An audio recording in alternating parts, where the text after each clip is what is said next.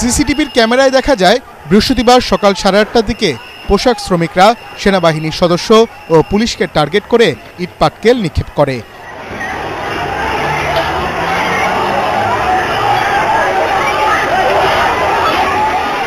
কোনো কিছু বুঝে ওঠার আগে এমন পরিস্থিতি সৃষ্টি হওয়ায় আইনশৃঙ্খলা বাহিনীর সদস্যরা পিছু হটেন।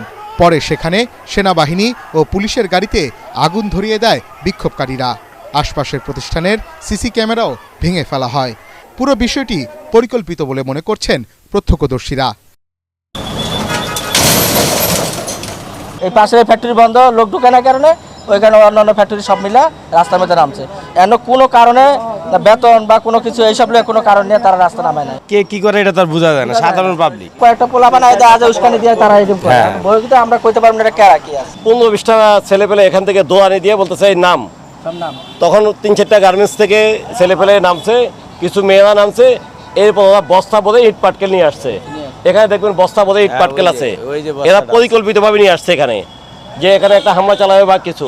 জানা যায় একটি পোশাক কারখানার বন্ধ ঘোষণার পর বিভিন্ন দাবিতে আশপাশের কয়েকটি কারখানার শ্রমিকরা একসাথে সড়কে নেমে বিক্ষোভ করেন। পরে আইনশৃঙ্খলা বাহিনীর সঙ্গে ধাওয়া পাল্টা ধাওয়ার ঘটনা ঘটে। এ সময় সেন্টেক্স ফ্যাশন লিমিটেডের সুইং অপারেটর আল আমিন হোসেন ও ঝুমা আক্তার গুলিবিদ্ধ হন। তাদের নিয়ে যাওয়া হয় ঢাকা মেডিকেলে। শ্রমিকেরা যখন রাস্তায় নেমে আসে, তারা এই পুলিশদের উপর আইনশৃঙ্খলা ইট পাটকেল এর পাশাপাশি গাড়িতে তারা আগুন ধরিয়ে দেয়। এখনো সুনির্দিষ্ট আমরা সংখ্যা বলতে পারবো না। আমরা এদেরকে কি বলে কিছু কিছু শ্রমিকের জিজ্ঞাসাবাদ করে যদি তাদের কোনো সংশ্লিষ্টতা পাই তাদেরকে আমরা আটক করবো, বাকিদেরকে আমরা ছেড়ে দেবো। যে কোনো অনাকাঙ্ক্ষিত পরিস্থিতি মোকাবেলায় পুরো এলাকায় বিপুল সংখ্যক সেনাবাহিনীর সদস্য মোতায়েন রয়েছে। বন্ধ রয়েছে অনেক প্রতিষ্ঠান। সিসি ক্যামেরার ফুটেজ বিশ্লেষণ করে হামলাকারীদের চিহ্নিত করার চেষ্টা করছে আইনশৃঙ্খলা বাহিনী। মনির হোসেন তপু, ATN বাংলা, ঢাকা।